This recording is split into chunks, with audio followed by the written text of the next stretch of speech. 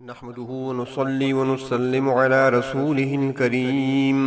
أما بعد فأعوذ بالله من الشيطان الرجيم بسم الله الرحمن الرحيم بل قلوبهم في غمرة من هذا ولهم أعمال من دون ذلك هم لها عاملون حتى إذا أخذنا مترفيهم بالعذاب إذا هم يجأرون لا تجأروا اليوم إنكم منا لا تنصرون قد كانت آياتي تتلى عليكم فكنتم على أعقابكم تنقصون مستكبرين به سامرا تهجرون صدق الله مولانا العظيم اللهم صل على سيدنا محمد وعلى آل سيدنا محمد وبارك وسلم۔ آج کے درس میں سورۃ مؤمنون کی آیت نمبر 63 تا آیت نمبر 67۔ گزشتہ آیات میں مؤمنین کا ذکر تھا اور اب ان آیات میں کافروں کا ذکر ہے۔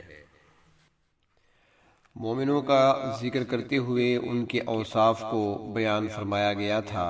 کہ وہ اپنے رب کی آیات پر ایمان لاتے ہیں، اللہ تعالیٰ کے ساتھ کسی کو شریک نہیں ٹھہراتے، نیکی کرتے ہیں تو ڈرتے بھی ہیں کہ شاید ہماری نیکی قبول نہ ہو، نیکی کے کاموں میں ایک دوسرے سے بڑھنے کی کوشش کرتے ہیں۔ اور یہ بھی بتا دیا گیا کہ جو ایمان والے ہیں ان کا سرمایہ ایمان کے ساتھ نیک اعمال ہیں جو ریکارڈ کیے جا رہے ہیں اور جن کا پورا بدلہ ان کو آخرت میں ملے گا، اور کافروں کے پاس کفر کے ساتھ بد اعمالیاں ہیں اور وہ بھی ریکارڈ کی جا رہی ہیں، مگر کافر اس کی طرف سے سخت غفلت میں پڑے ہوئے ہیں۔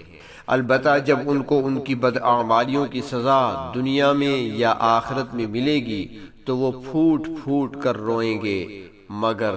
اس وقت کا رونا انہیں فائدہ نہیں دے گا کیونکہ موقع ہاتھ سے نکل چکا ہوگا۔ ارشاد فرمایا بل قلوبہم فی غمرۃ من ھذا، اس طرف سے یعنی آخرت کی جانب سے ان کے دل غفلت میں پڑے ہوئے ہیں، اور جس کا نتیجہ یہ ہے وَلَهُمْ أَعْمَالٌ مِّن دُونِ ذَلِكَ هُمْ لَهَا عَامِلُونَ کہ ان غافل لوگوں کے اعمال اہل ایمان کے اعمال سے مختلف ہوتے ہیں۔ وہ نیکی کی بجائے برائی کا ارتکاب کرتے ہیں، بجائے اس کے کہ وہ توحید پر ایمان لے آتے وہ کفر اور شرک پر جمے اور ڈٹے رہتے ہیں، باطل رسومات اور بدعملی میں مبتلا رہتے ہیں، ان کا دھیان آخرت کی طرف نہیں ہوتا اور نہ ہی وہ آخرت کے لیے کوئی تیاری کرتے ہیں، اور اگر کوئی عمل کرتے بھی ہیں تو وہ ریاکاری کے لیے کرتے ہیں۔ ان کا کوئی بھی کام قوم اور ملک کی بھلائی کے لیے نہیں ہوتا بلکہ شیطان کے اتباع میں ہوتا ہے، اور وہ جو کام کرتے ہیں وہ غرور اور تکبر والے کام کرتے ہیں جن میں صرف رسومات ہوتی ہیں، اور وہ ایسے کام کرتے ہیں جو انہیں مزید گمراہی کی طرف لے جاتے ہیں۔ فرمایا حتیٰ اذا اخذنا مترفیہم بالعذاب، یہاں تک کہ جب ہم ان کے آسودہ حال لوگوں کو عذاب میں پکڑ لیتے ہیں، اذا ہم یجأرون تو وہ چیخنے چلانے لگتے ہیں، واویلا کرتے ہیں کہ یہ کیا ہو گیا ہے۔ پھر ادھر سے آواز آتی ہے لا تجأروا اليوم، آج کے دن مت چلاؤ، تم نے دنیا میں نیکی کی طرف دھیان ہی نہیں دیا، اللہ کی توحید، اللہ کے بھیجے ہوئے رسولوں اور قیامت کا تم نے انکار کیا تھا، آج جب تم اپنے انجام کو پہنچ چکے ہو، انکم منا لا تنصرون تو آج ہماری طرف سے تمہاری کوئی مدد نہیں کی جائے گی۔ ہم نے تمہیں زندگی دی اور ہدایت کے سارے سامان وہاں پر دنیا کی زندگی میں تمہیں مہیا کر دیے تھے، رسول بھیجے، کتابیں بھیجی، واعظین مبلغین بھیجے، مگر تم نے کوئی پرواہ نہ کی۔ یعنی اللہ تبارک و تعالیٰ فرماتے ہیں کہ جب ہم ان کے خوش عیش لوگوں کو عذاب میں پکڑیں گے تو پھر وہ اچانک چلانا شروع کر دیں گے یعنی ان ظالموں کی ابھی اسی دنیا میں پکڑ کی جائے گی، جب وہ عذاب میں گرفتار ہوں گے تو چلائیں گے، شور مچائیں گے، فریاد کریں گے، واویلا کریں گے۔ اور دنیا نے دیکھا کہ نبی اکرم صلی اللہ علیہ وسلم اور آپ کے صحابہ کرام رضی اللہ عنہم کی ہجرت کے بعد مقام بدر میں یہ منظر ساری دنیا کے سامنے آیا۔ ان کے بڑے بڑے سردار مارے گئے، کچھ قید ہوئے، عورتیں مکہ مکرمہ میں مہینوں تک ان کا نوحہ کرتی رہیں، روتی رہیں، چیختی رہیں، مگر کچھ ان کے کام نہیں آیا۔ اللہ کا عذاب جب آتا ہے تو خوشحال اور بدحال سب برابر کے شریک ہوتے ہیں، مگر یہاں پر خوشحالوں کا ذکر خاص طور پہ اس لیے کیا گیا ہے کہ ایسے ہی لوگ دنیا کے مصائب سے اپنے بچاؤ کا کچھ نہ کچھ سامان کر لیتے ہیں، مگر جب اللہ کی طرف سے پکڑ آتی ہے تو سب سے پہلے یہی لوگ بے بس ہو کر رہ جاتے ہیں۔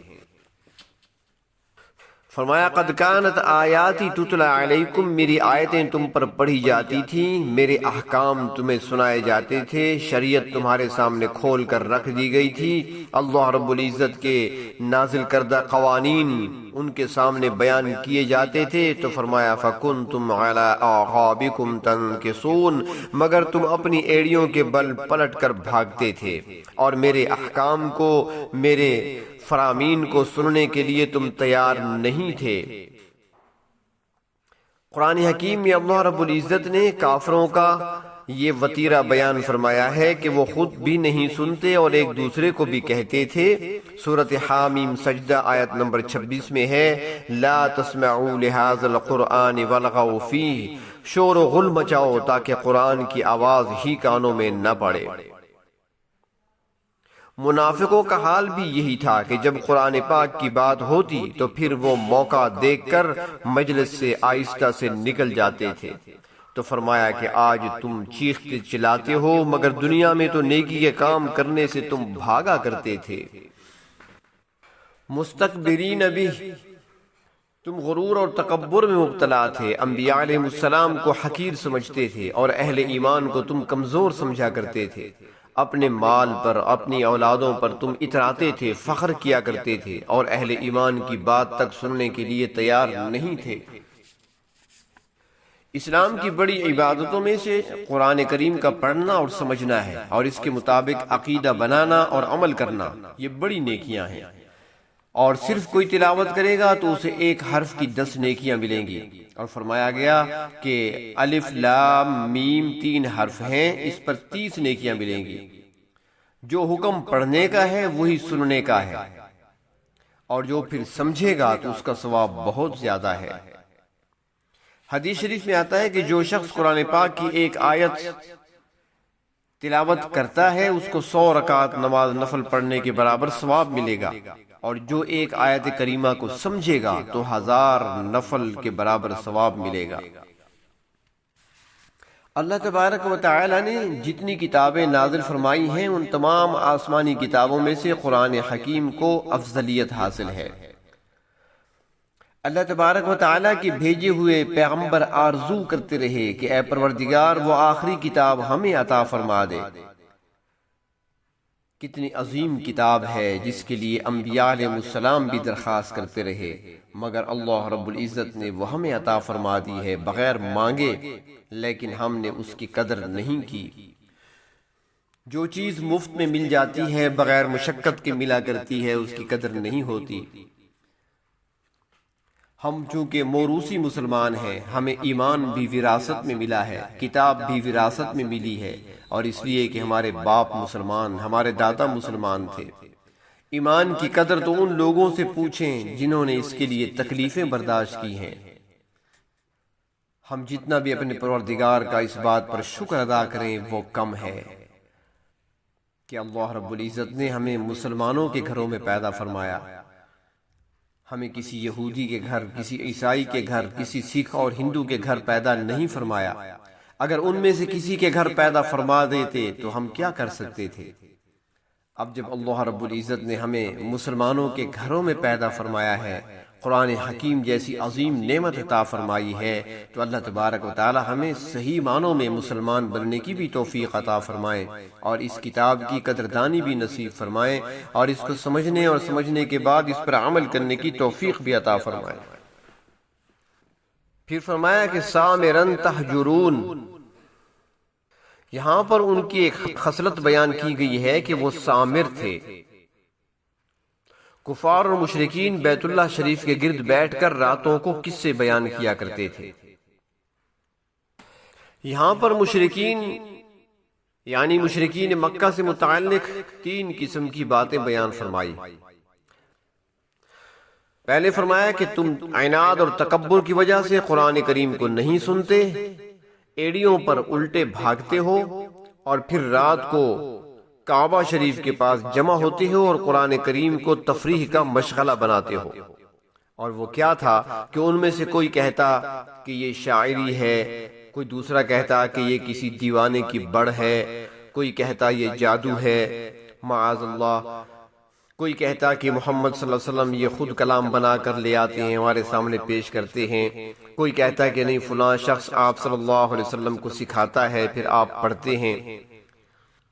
تو اللہ تعالیٰ نے فرمایا کہ اس طرح کی باتیں چھانٹ کر تم قرآن حکیم کے متعلق کہتے ہو اور پھر ہماری کتاب کو چھوڑ دیتے ہو، تو فرمایا کہ اس کی سزا تمہیں جلد ملنے والی ہے، بس چند دن انتظار کر لو۔ اور پھر ایسا ہی ہوا، ہجرت کے بعد ان کو جو سزا ملی وہ ایک تاریخ کا عظیم واقعہ تھا کہ اللہ رب العزت نے 313 نہتے مسلمانوں کے ہاتھوں اس مضبوط اور مسلح لشکر کو کیسی ذلتناک شکست سے دوچار فرمایا۔ اللہ تبارک و تعالی ہمیں قرآن حکیم کو سمجھنے اور اس پر عمل کی توفیق عطا فرمائے۔ وآخر دعوانا ان الحمد للہ رب العالمین۔